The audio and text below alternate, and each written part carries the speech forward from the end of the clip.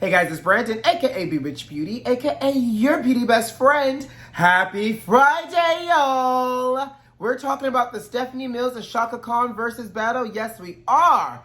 Porsha Williams had an encounter with R.Kelly back in the day, and Tamar Braxton's home gets burglarized. Baby, we're talking about that and a lot more. You know what to do. Grab your tea, grab your beverage. Let go!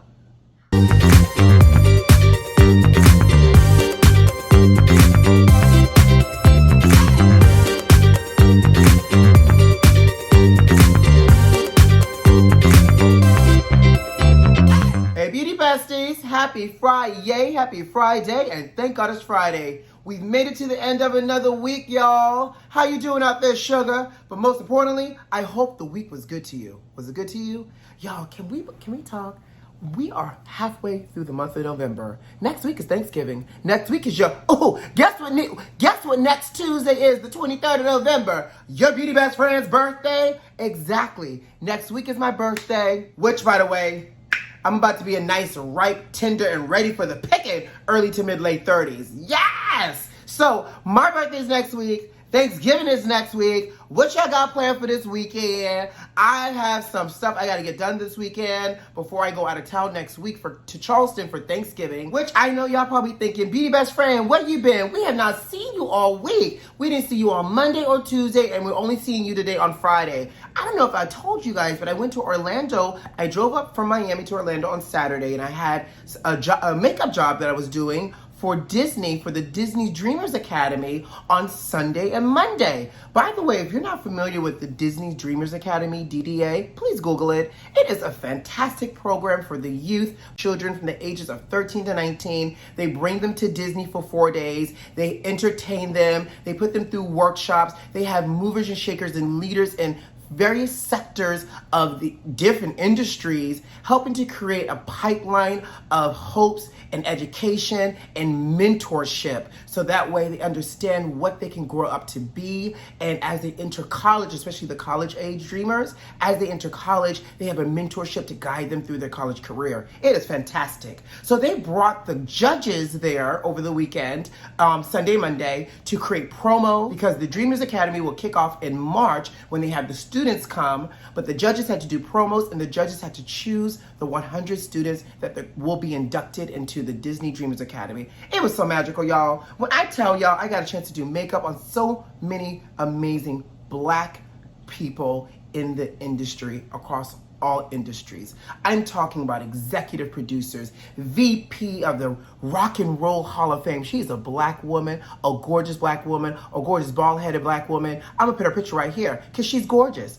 I had a chance to meet, the gentleman that was the creative director and designed the first 3 collections for Ivy Park and all of the costumes for Black is King. When I tell you, being surrounded by all of that melanin magic was amazing, and being able to work with them to bring their stories to screen for those promos was such a privilege and honor. So I was at Disney, and I don't know if you guys follow me on my Instagram, but I did a few posts of on my Insta stories and things like that. But baby, it was a magical week. It was a long week. And your beauty best friend still has a full-time job, so I was working that too. So I am sorry I missed you all, because I really missed you all. But baby, let's talk. Grab your tea, because first up, is the Chaka Khan and Stephanie Mills versus battle. Let's talk about it. So how many of you all watched the Chaka Khan and Stephanie Mills versus battle on, YouTube, Instagram, Verzuz, Thriller, all of them platforms, child? Well, I will tell you, I watched it on YouTube last night live, and I tried to do it on Instagram so I could read the comments, because I love the comments, child, because the people be going off in the comments really well. But Instagram was having issues last night. It kept pausing, and they kept stopping the live and restarting the live. All types of foolishness and shenanigans, darling. But I will say this. When they announced Stephanie Mills and Chaka Khan, here are a few things that popped in my mind. 1, does Stephanie Mills have the catalog to go up against Chaka Khan? That was the first thing. 2, what a great pairing. They have such unique and dynamic voices, and another great way to honor our icons. And 3, is Chaka going to show up sober? Those were my 3 thoughts when I saw that they were going head-to-head in a versus battle. Now, let me move my bang up my face and let's talk about the versus battle. First of all, I knew Stephanie Mills was here to play. When Stephanie came out with her cascading red wavy hair down to about her shoulders, her leather blazer, her little black tights, and her little fancy booties, honey, because you know Stephanie Mills is like 3'6", honey. So she wore a little cute little heel, and she came strutting out. I knew she was here to play because she took the braids out of her hair. Because y'all know Stephanie Mills is like a Brandy. She loves to keep a protective style up and away from her face, in her head at all times. So when Stephanie came out and did not have those braids in, I said, Mama is here to perform. She is outside. Then we see Chaka come out. Okay, Chaka always serves body. Chaka looked good. Chaka had a little sequin black on. Chaka had a little cummerbund, something cinching around her waist, a little belt type of situation. And Chaka had her cascading red hair wig down to her waist, as per Chaka. And Chaka, both of their makeup looked gorgeous and age appropriate. Chaka had a bold, bright lip on and everything. And Chaka had on her 4-inch stiletto boots, honey. Yes, her heels. Chaka came out looking great.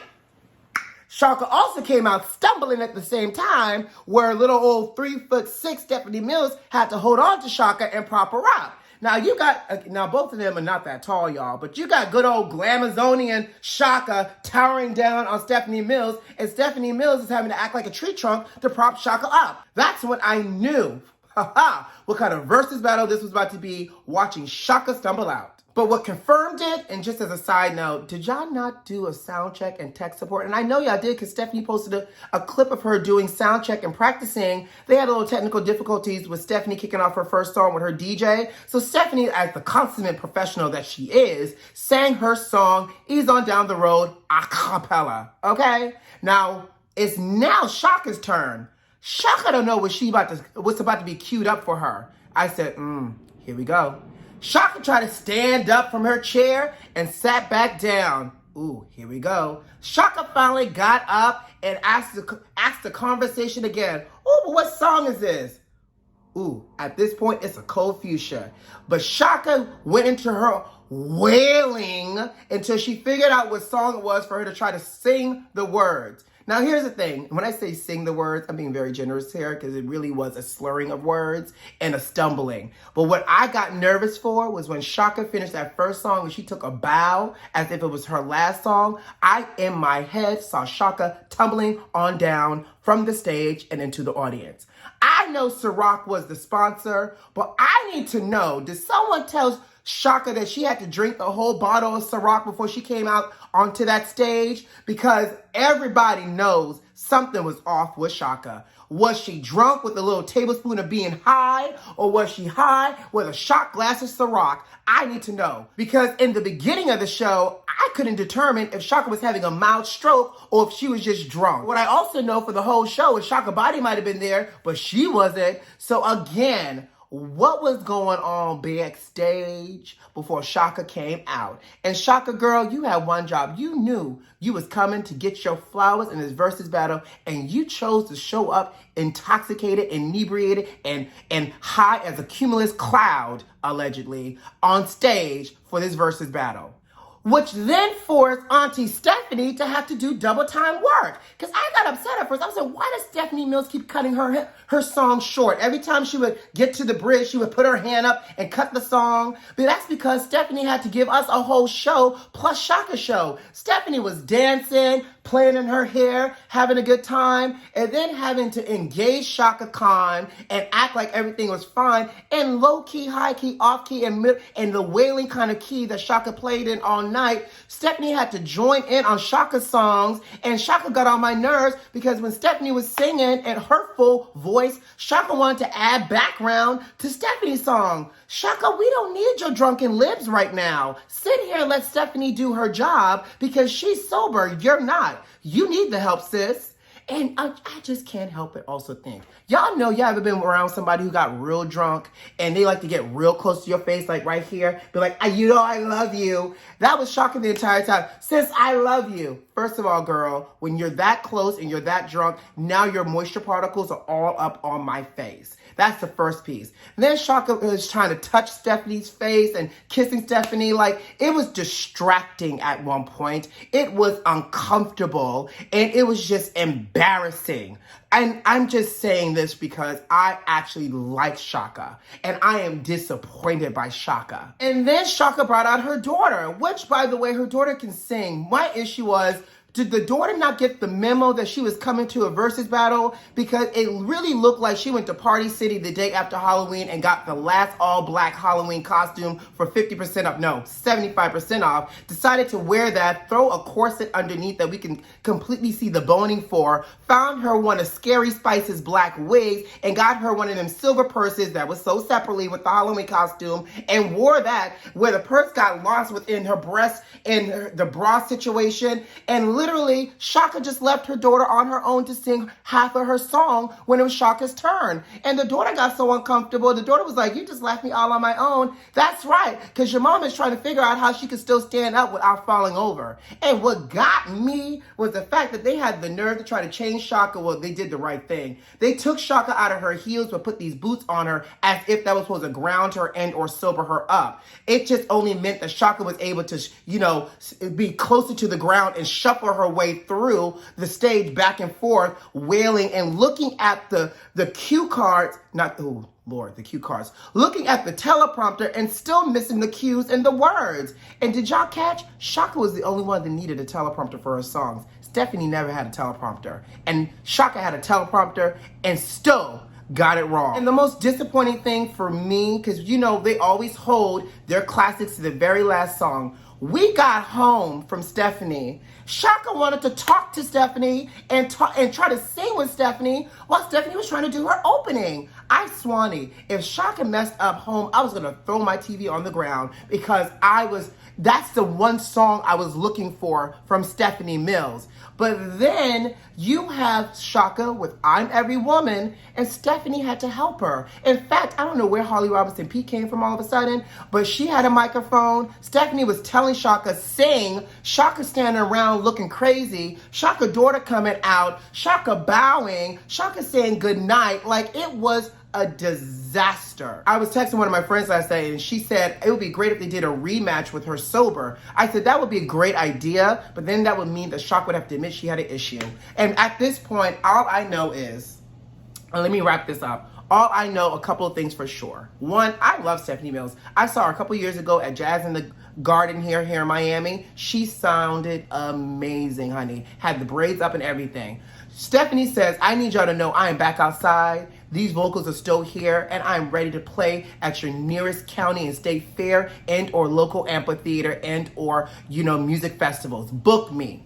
But what I know for sure, based off of what I've heard about Chaka Khan and what I saw in that Verzuz battle last night, I went to buy a Chaka Khan ticket with my finest Chuck E. Cheese coin, honey. Let me tell you something. I'm going to go down into these archives and listen to old Chaka and watch old Chaka on YouTube, and hopefully that'll be a little bit better than the new Chaka, because that's a disappointment. And you're not about to goop and gag me, Chaka Khan. So I don't know what needs to happen, but all I know is Folgers needs to be the next sponsor for all of Chaka's events, okay? Y'all let me know what y'all think about this Verzuz battle and your thoughts here and what your favorite songs were that you heard last night. But let's move on. Well, Porsha Williams is gearing up for, her new TV show and her new memoir. Her new book is called The Pursuit of Porsha, How I Grew Into My Purpose and Power. Well, baby, in this new book, she is dropping jewels and gems, which I feel like she probably could have kept to herself. So in this one story that's now gone viral, Porsha said that she actually had a R.Kelly, yes, a Robert Sylvester Kelly interaction when she was 25 years old. She said that she met one of his associates when she was 25 to talk about launching her music career.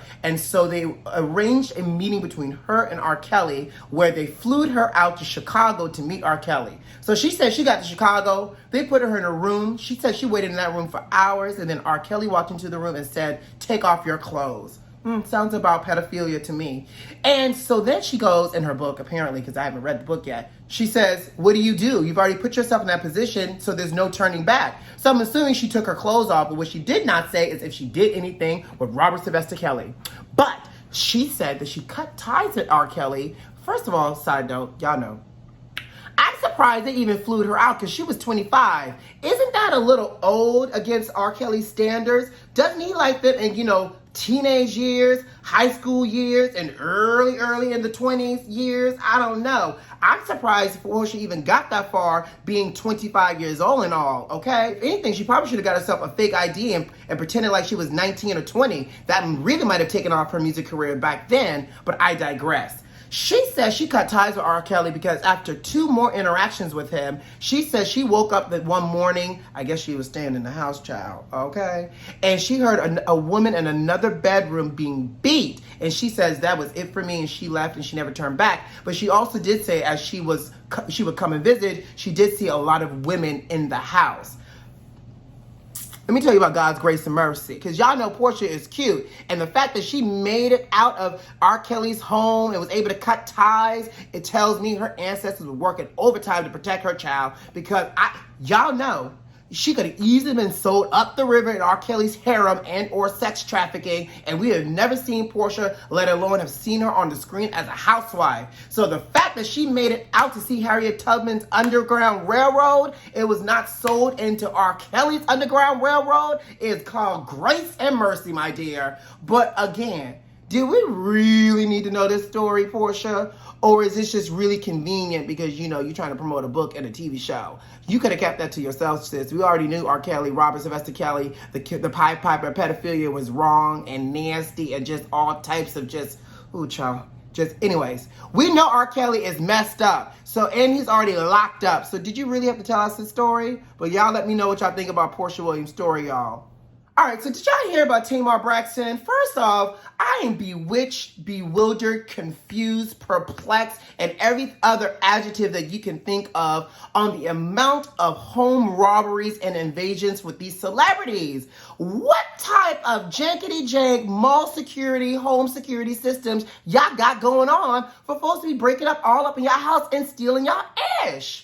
Well, Tamar Braxton is now the latest victim of a home invasion. Now, word on the curb and across the street from somebody within Tamar's camp is saying that Tamar actually knew the person because she was dating them, quote unquote. Now, Tamar also posted a message on Instagram saying that it was a broke-ass bum somebody that she did know that broke into her house and stole her safe. And she said they didn't steal anything else, not a Birkin, not a purse, not Logan's game systems, not any other thing except her safe. And she said because she is a child of the Most High, you better watch out for your karma, sugar, because you have now upset the king. Yes, honey. Take him to the king, Tamar. Now, my thing is, they said that the man that Tamar was quote-unquote dating was in his 20s, child. Y'all know Tamar is like 44.